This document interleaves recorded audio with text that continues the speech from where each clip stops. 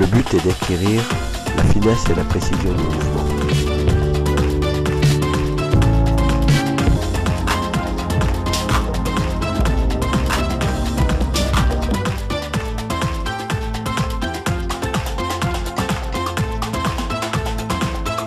L'association des différentes parties corporelles n'existe pas uniquement dans les exercices de lancer ou de frappe, mais également dans des gestes de réception ou d'amorti pour le contrôle ou l'entrée en possession du ballon.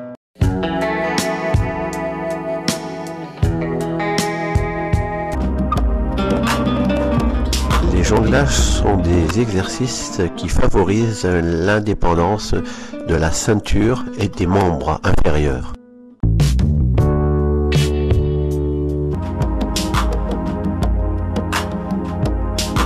Jouer en courant, c'est être capable de faire quelque chose avec le train inférieur sans modifier la structure interne de cette action.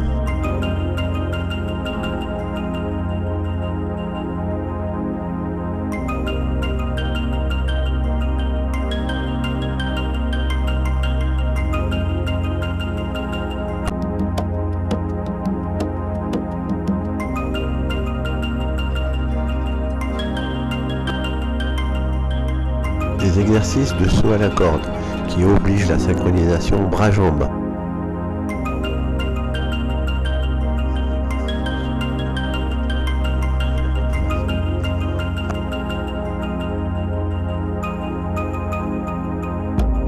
Ce regard permet de lever la tête en jouant. Car le jeune joueur a souvent tendance à regarder le ballon en le conduisant ou en le frappant. Les jonglages à deux avec deux ballons permettent de dissocier œil et membre.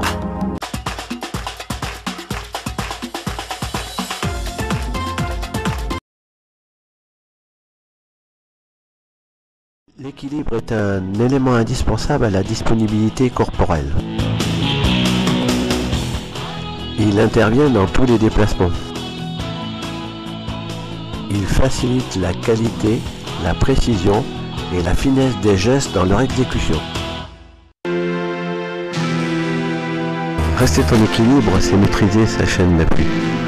La chaîne d'appui est constituée des 4 articulations cheville, genou, bassin et épaule.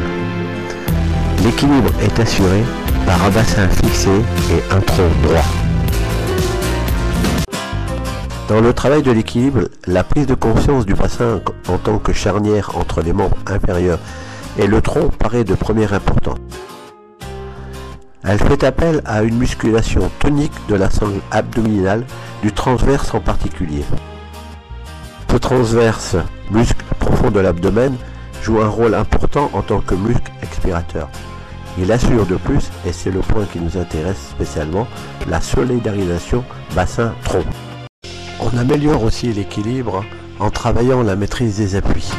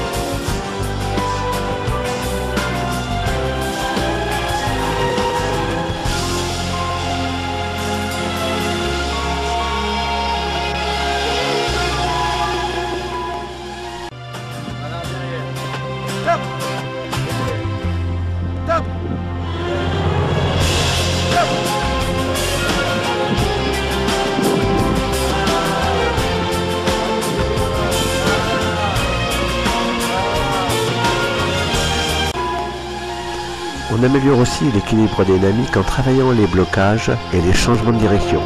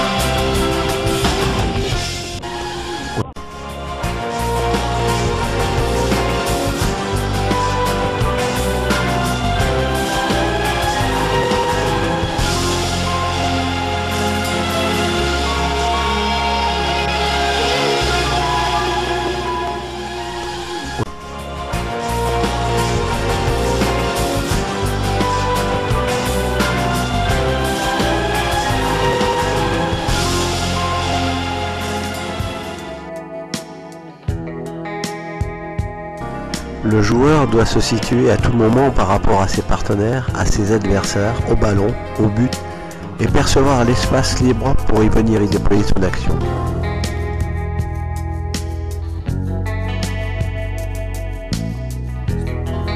Pour améliorer l'appréciation des distances, l'entraîneur utilisera des exercices de lancer de précision où les points d'impact devront varier. Dans les exercices d'amélioration de la vitesse et des directions, le joueur lancera la balle non pas dans l'espace où se trouve actuellement le partenaire, mais dans l'espace vers lequel il doit solliciter le ballon. Les exercices de lancer rattrapé après rebond sol avec une ou avec deux mains ou avec toute autre partie du corps sont des exercices fondamentaux pour l'appréciation des trajectoires.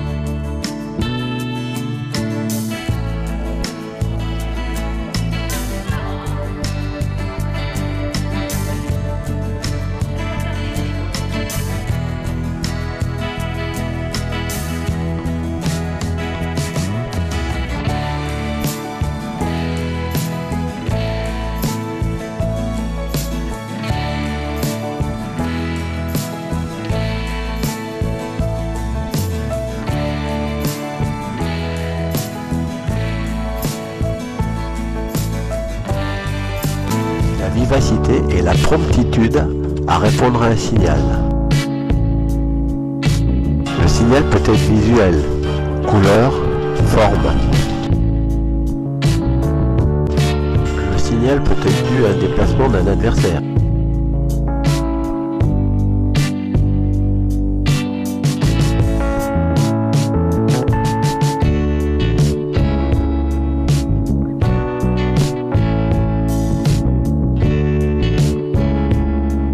Flexion, sautillement. Le signal peut être sonore.